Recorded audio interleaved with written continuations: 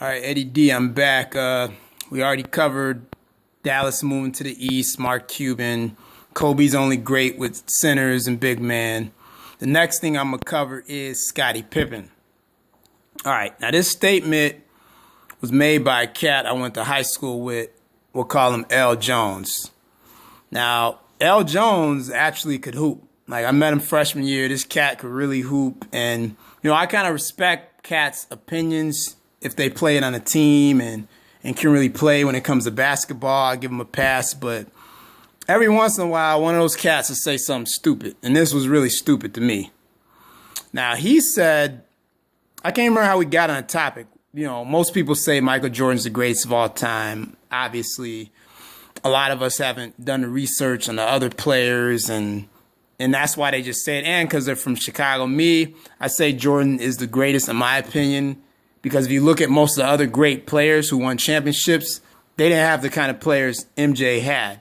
He still was able to win. Not only that, you look at the impact he had outside of basketball, all the people and viewers he brought to basketball, people who would never have watched basketball if it wasn't for him. To me, he had a big impact on the Nike brand, and just that's why, to me, he's the greatest basketball player of all time. Those two things, the championship thing, winning championship with less talent than Magic Johnson and Bird, and, he didn't even have a dominant center, and he was able to win 6 championships. To me, that's remarkable, because that's very hard to do, especially that many championships. So most people say Michael Jordan as far as greatest of all time. Okay, L. Jones said Scottie Pippen was the second greatest of all time.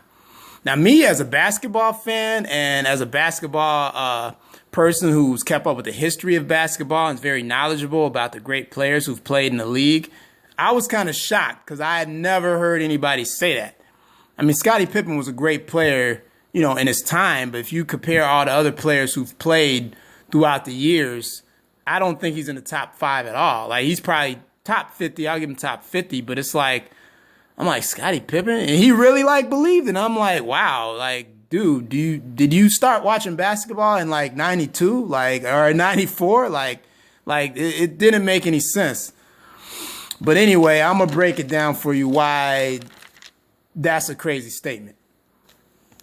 Now, first of all, Scottie Pippen, his first year in the NBA, he averaged 7.4 points per game, 2.1 assists per game, 3.8 rebounds per game. So to me, I look at those numbers, I'm like, okay, he really wasn't ready right away. Now you can say, oh, well, what about Michael Jordan and what about him? Because he did need Pippen, which he did need Pippen. But Michael Jordan came into the league his first year averaging 28 points per game, 5.9 assists per game, 6.5 rebounds per game. So he was great without Scottie Pippen. I don't feel Scottie Pippen would have been the same player if he would not have played with Michael Jordan and benefited and being pushed hard in practice by Michael Jordan. Michael Jordan was already great without Scottie Pippen. Remember, Michael Jordan had 63 points in a playoff game without Scottie Pippen. This was in his second NBA season. So Michael Jordan was already great without Scottie Pippen. I don't believe Scottie Pippen would have been great if he would not have played with Michael Jordan first. So keep that in mind. There's two different things. Now, did Michael Jordan need Scottie Pippen to win a championship? Of course. Of course. Like I said, Shaq needed Kobe, who at that point was a sidekick. But Kobe went on to prove that he can do it as the main guy. Scottie Pippen was never, ever, ever, ever able to prove that. So there's no way I will ever say Scottie Pippen is the second greatest over a Magic Johnson or over a LeBron James or over Kobe or over any. There's been numerous of players who have had better careers than Scottie Pippen and have been able to lead their team to a championship. Scottie Pippen was never able to do that. And I'm going to get into it as we go on to other things about it and why I don't believe that and why it's a stupid comment. Now, another reason, Scottie Pippen was not himself against the Detroit Pistons. He'd have migraine headaches. He wouldn't play as well. It wasn't until the year they swept them where Scottie Pippen turned into the Scottie Pippen we all know and we all love. But prior to that, he was not himself. And another thing that I want to mention, because a lot of people say, well, Scottie Pippen's a better all-around player than Michael Jordan. All right. Think about this. Before Scottie Pippen turned to Scottie Pippen, Michael Jordan was doing everything. For example, in Scottie Pippen's second season, Michael Jordan averaged 32.5 points per game. He led the NBA in scoring, but he also averaged 8.0 rebounds per game and 80.0 assists per game. That's impressive numbers. He almost averaged a triple-double, and that was the year he was playing point guard. So Michael Jordan, at times in his career, was an all-around player. It's just when he had Pippen and Horace Grant, all those guys developed, he didn't have to do all that.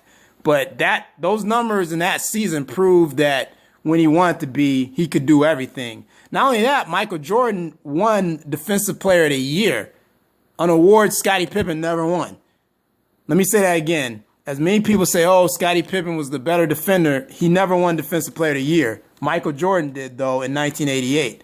So that's another thing. You got to think about all this. It's like a lot of you guys, with the whole Scottie Pippen thing, have amnesia. You don't remember. Like L. Jones definitely has amnesia. He doesn't remember certain things. I remember things. So he benefited by playing with Michael Jordan. A lot of people point to the 94 seasons of why Scottie Pippen's the second greatest of all time and why he could do the things LeBron James. And I really don't buy it at all, to be honest. But the 94 season, he did have great numbers, 22 points per game, 5.6 assists per game, 8.7 rebounds per game. Most of those numbers were, career highs in his career. And, that was a season without Jordan. Everybody thought they weren't going to do anything. They won 50 games. They made it to the playoffs. They made it to the second round. And they lost to the New York Knicks. And one of the games in that series was a game where Kukoc hit the game with a shot. Scottie Pippen got mad. The play wasn't run for him and took himself out of the game and pouted. So that kind of stuff, being a great player, that always comes into my mind too, especially if this guy is supposed to be the second greatest player of all time. Why didn't Phil Jackson trust him to run the play for him? Like, if he's the second greatest of all time, seems like the play would be ran for him. Anyway, people say, well, the Bulls would have won the championship, but they got gypped out of the phantom call. All right, let me break it down for you. Scottie Pippen did not foul Hubert Davis on that play. That's obvious. It was a phantom call. But you're telling me if Michael Jordan would have been in that series, if that same call would have happened, the Bulls wouldn't have been able to go into Chicago and win, which they did anyway with the Kukoc shot. They went to Game 7 in New York and lost the game. You're telling me with Michael Jordan on that team, they wouldn't have been able to go into New York and win that game. I don't think anybody listening to this is going to count out Michael Jordan. Everybody's going to say the Bulls would have won that game. So if Pippen is so great, why couldn't he have won that game in New York? Like, if he's as great as you guys say he is, the second greatest, and it's not that many people saying this, but it's about 3. But the main person is L. Jones, because he wanted to argue and be so serious about it. What happened to Pippen, L. Jones? Why didn't they win that Game 7? If he's so great, why didn't he take over? And the thing that kills me about this, even if they would have made it to the finals, they would not have beaten the Houston Rockets. They had Akeem Olajuwon in his prime. He would have messed up Bill Cartwright. I can't believe Scottie Pippen would have led them past the Houston Rockets with Akeem Olajuwon. So it's like they still would have lost anyway. Now, with Michael Jordan against Olajuwon, is a way different story because Jordan's will to win is so great. Scottie Pippen didn't have that same will to win as Michael Jordan, and everybody knows that. Scottie Pippen was a great player, fantastic player, but he didn't have that will to win. And against the Houston Rockets, they wouldn't have won. So it's like a lot of you guys seem to contradict yourself. Nobody's going to count Michael Jordan out in the same situation Pippen was in against the Knicks. But you're trying to tell me Pippen's the second greatest of all time, but couldn't lead the Bulls past the Knicks in a Game 7? Really? But anyway, the rest of Scottie Pippen's career without Michael Jordan was not that memorable. He went to Houston. He didn't play as good. Then he went to Portland. And this is the thing that kills me. All right. Portland's beating the Lakers by 20 points in a Game 7 at the Staples Center. They pretty much choke. They let the Lakers come back and win. Scottie Pippen was on that Portland team. He wasn't that old at this point in his career. It was 2 seasons after winning the championship in 98. If Scottie Pippen is this great, second best player of all time or whatever, why didn't he take over? Like, I don't know how long I want to stare at the camera, but I'm wondering, why didn't he take over? Like, where was he? Why wasn't he able to do the things he did when he was with Michael Jordan? You know what I'm saying?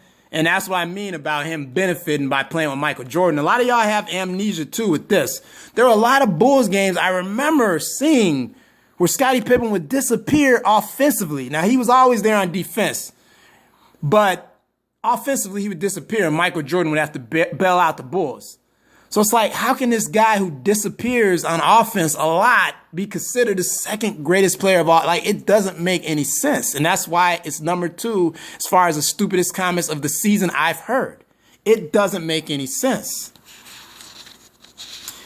And then after that, it's been so many great players as far as Kareem and Oscar Robertson, Elgin Baylor, Jerry West, Walt Frazier, Earl Monroe, Magic Johnson. I can go on and on and on who I don't feel Pippen is at that level of play. Now, I'm sure people will say, well, you didn't see those players and you need to get you one of these, first of all. This is an NBA book that has all the stats from every championship team from 2002 to 2003 to when the NBA first started. That'll help. Also, L. Jones, you need to watch documentaries on great players and listen to the things they say. They talk about championships. They talk about all this stuff, and you'll get a more respect for these great players than saying Scottie Pippen's the second greatest. That's just a crazy statement to me.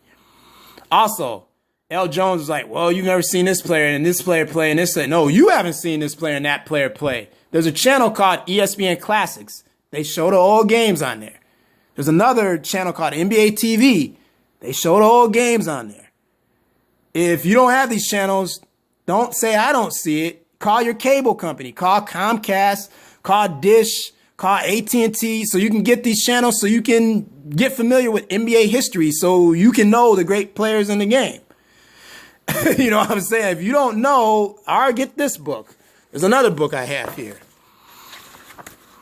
They have all the great players in this book and their stats and what they did. See, Tom Chambers, Bob Cousy. I'm sure these are names you never heard of. Sam Jones. I mean, there's ways to educate yourself with NBA basketball. And I don't feel like you've ever taken advantage. And what's funny about this, there was one season where Derrick Rose was supposed to come back. Now, the last time Derrick Rose was healthy, the Bulls had the number 1 spot in the East. I said, yeah, Bulls have number 1 spot. Oh, you're being biased towards Chicago. Well, the last time Derrick Rose was healthy, they did have number 1. You know, so that's why I was saying it, because I was repeating what happened in history. He says I'm biased towards the Bulls, but then he's going to say Scottie Pippen is the second greatest of all time. Now, if he's definitely being biased, because I had never heard that prior to him saying it. I was like shocked. I was like, wow. If he thinks I'm crazy, you need to send that statement to Stephen A. Smith, and he'll tell you how crazy you are, L. Jones, because he's going to go off. I'm not even going off. And the last thing I want to say, now we all know, and most of the Scottie Pippen fans say this, they say he's the second greatest because of his defense. Yeah, he's a great defensive player. Yes, we all know that. But that doesn't mean he's a better player than a Larry Bird or Dominique Wilkins. Yeah, okay, he's a better one-on-one player than Larry Bird. Yes, but Larry Bird led those teams to the championship. Scottie Pippen never led a team to a championship. Never led a team to a championship.